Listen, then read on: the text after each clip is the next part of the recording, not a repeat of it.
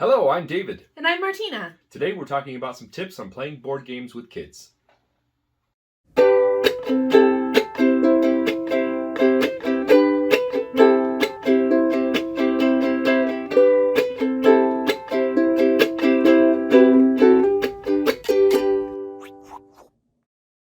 are three categories we'll cover today. The first is how to better enable kids to play, how to help kids learn, and how to make the gaming experience overall more enjoyable. All right, so kicking off our first list of better enabling kids to play. Now, these are things that help them right off the bat to make them more able to physically play the games. Yeah. So the first tip we have here is modified rules.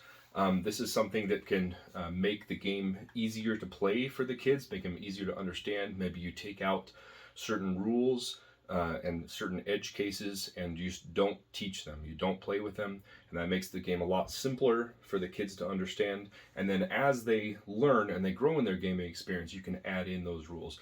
And that really depends on the different type of games. A couple examples would be removing the bonus points for King Domino or fewer cards to go through in 5 Minute Dungeon. Those are two games that we play a lot with our kids, and when we play them, we generally will do that to make it easier for the kids to win. So the next tip we suggest is leveling the playing field for your kids. So you can give your kids an extra advantage in the game over the adults, and that can look like maybe they start out with more cards, or they have extra lives or life points, and maybe they get to do an extra action each turn. Another way to make the games more accessible to your children is to add some physical helpers. Now, we have this awesome table that has a card reel where you can stick the cards in, and that makes it easy. But if you are not equipped with a special table, you can just very easily get a pool noodle from the Dollar Tree or whatever, and you cut it into segments, and then you're going to cut most of the way down. And then what it allows you to do is stick the cards in, and then all they have to hold is this little noodle. And it helps them keep the cards fanned out so they can see them, and it's easier for little hands. Very easy to make, and it improves your gaming experience with little hands, little kids. You can also purchase these fan clips that will hold the cards in a similar way to the pool noodle, but we feel that the pool noodle will suffice usually. And you can make a lot of them for $1. Exactly. You could also get like standalone card racks that you can just place on the table and allow them to set the cards down there in front of them. Another thing you can do is, rather than fiddle with these card holders at first, you can just have your children play open-handed. Meaning they have their hand of cards on the table itself, so everyone can see what they have, and you can help them that way because they're always visible, and then they don't have to be frustrated with trying to hold on to all their cards. That's a really good way to help the kids visualize what options they have if it's all down on the table. And it also helps you to instruct the kids, because you can see the cards that they have, and you can say, hey, you can play this card and it'll do that. You can play with just having the kids play open-handed, or you can say that everyone is playing open-handed. And that way the kids can not only see the cards in front of them, but the cards in front of other people as well, and find out how those cards synergize with each other. Yeah, so it kind of helps them build some strategy skills. If they can say, oh, well, I don't want Dad to play that card on me, so I'll block him with this card. Exactly. And that leads us perfectly into our next category of tips, and that's helping the kids learn. The first thing is to help them learn as they go. So first things first, you don't need to explain every single rule that comes with the game right off the bat. A lot of times you can just explain generally what you do on your turn, how you win, and then you start playing. And then as things come up, you can say, oh, by the way, this card does this thing and does this other effect that I didn't explain before. Usually, depending on the game, you can do stuff like that. This also works into our first tip, modifying the game rules, that sometimes you want to start off with a simpler rule set and not even teach those more complicated rules, and then introduce them as the game progresses. You can also play in teams. So sometimes with really young kids, for certain games, they're just not going to be able to fully participate, or maybe they want to come in and out of the game room and only play when it's their turn. So a way to help them be involved in what the family's doing without having a crucial part is to team them up with a sibling or a parent or another adult that's playing. And then you can make those decisions together. Or what we like to do is if it's our turn and we need to roll the dice, the child can roll the dice for us. Or if we want to play a card, say, okay, we're going to put this card, and then they take it out of your hand and play it, which helps them feel more involved, but you're still making the choices. So another very important thing, I think, when playing games with kids is to always allow do-overs and take-backs. Now, of course, there's limits to this. I generally allow take-backs up to one turn previous. So if it gets back to your turn and you say, oh, if I would have done this other thing instead, that would have given me more points. So let me change that. As long as it doesn't have a snowball effect and affect too many other things that have happened since that turn, I generally let the kids make that choice. It helps them understand what choices they could have made and what a different choice would have benefited them better. It also helps them to not get discouraged with game playing. A lot of the times a child will say, oh, I'm not good at this game because I keep making these bad moves. But if you allow occasional takebacks and do-overs of turns, then they're like, okay, I can change this around. I can learn how to be better at this game. And that allows you to help to coach them. Now, when you're trying to coach your child, you don't want to be so hung up over them making the perfect turn.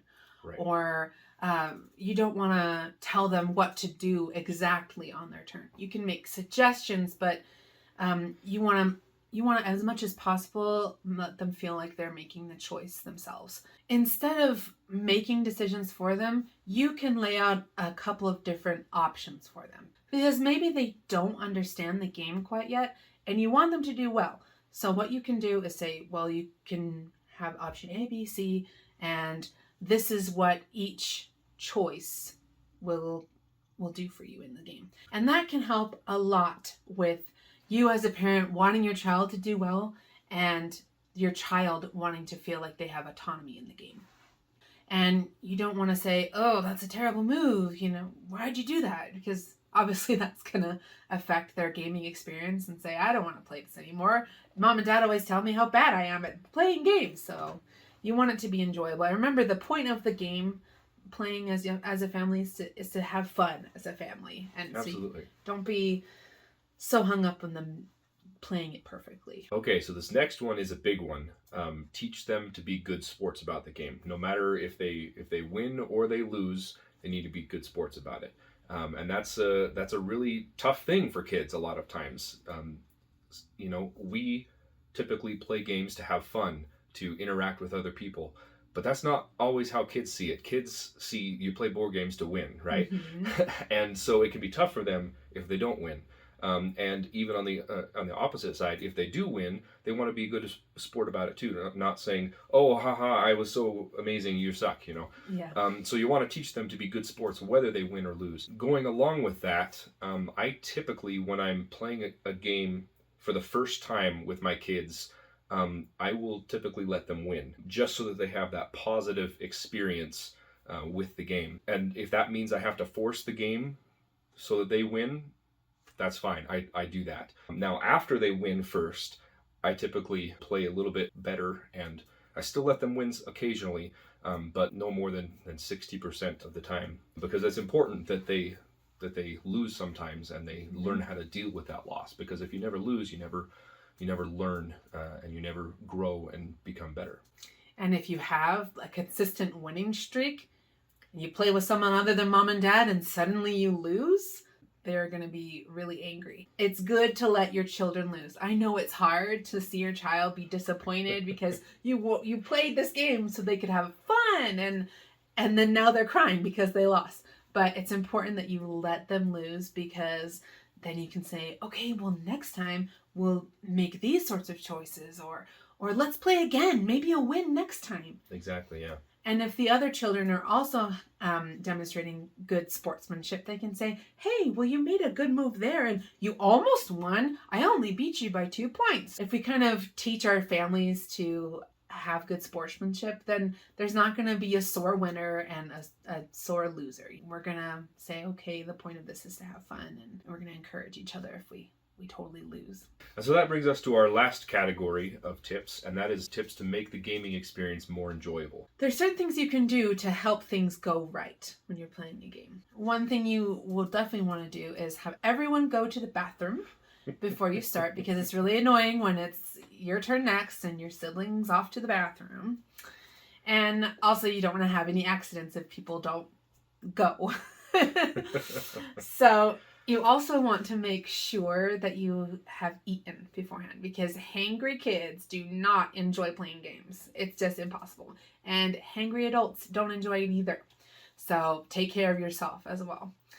This is also why I have my wife help me with this list, because this is not something that I would have thought about. Yeah.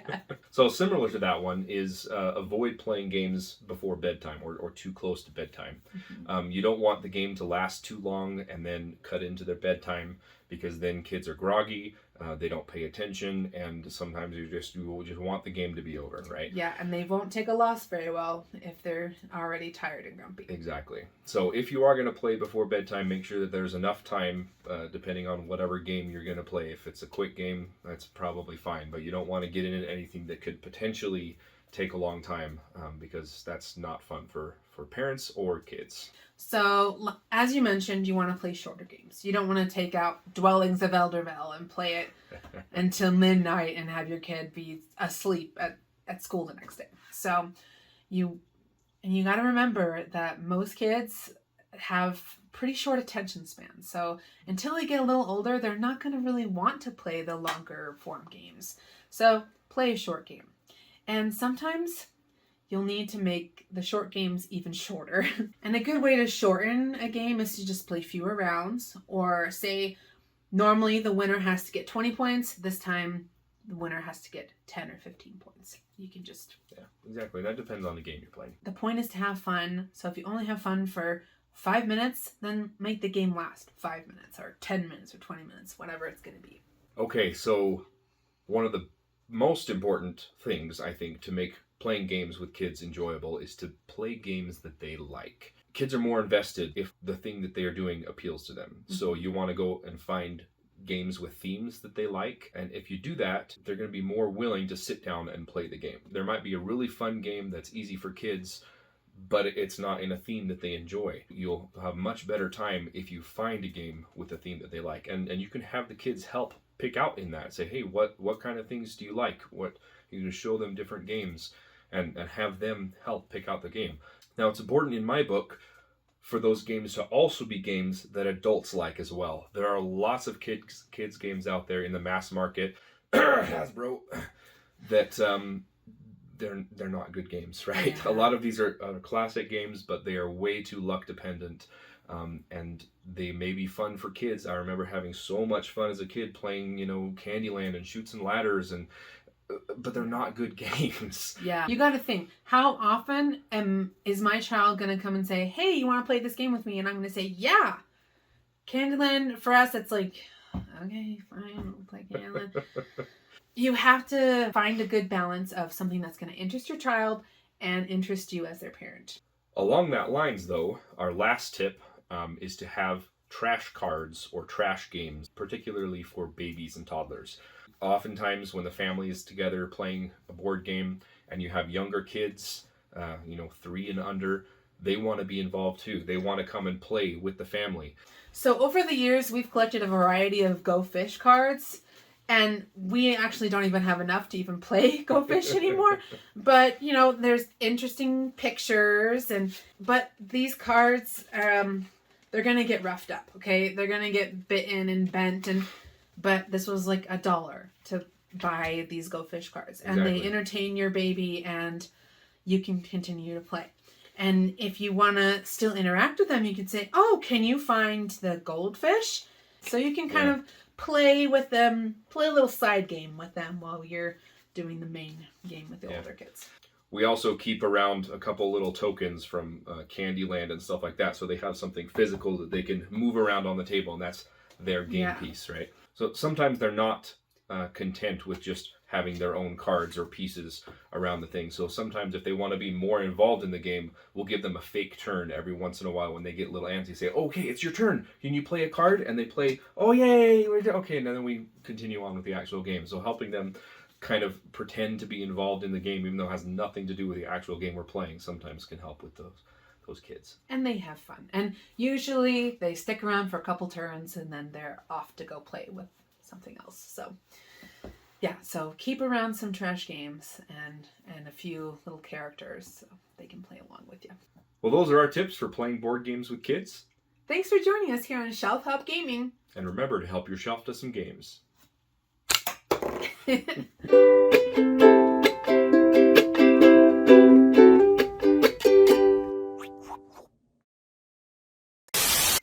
So say they also make like card fans, fan clips or whatever, or like a card rack, like a Scrabble thing or something that you can hold your cards. But you can also use a Scrabble letter holder. Well, not that won't work specifically, but like a card rack, like a Scrabble.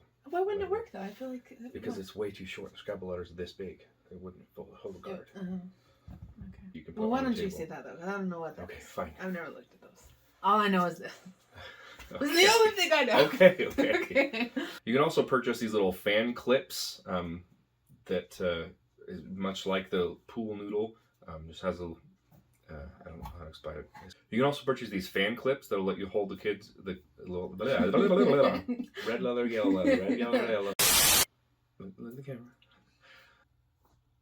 Look at the camera. I'm looking. Okay, whatever. That's it. Haven't That's you ever fine, seen like fine. news reporters? It's They're like, fine. they go this, Okay. and then they do this, and they do this, and they do this. I'm conscious of what I'm doing. Okay. All right. I'm sorry. I completely forgot about getting cards. I for jumped this the thing. gun. That's fine. That's fine.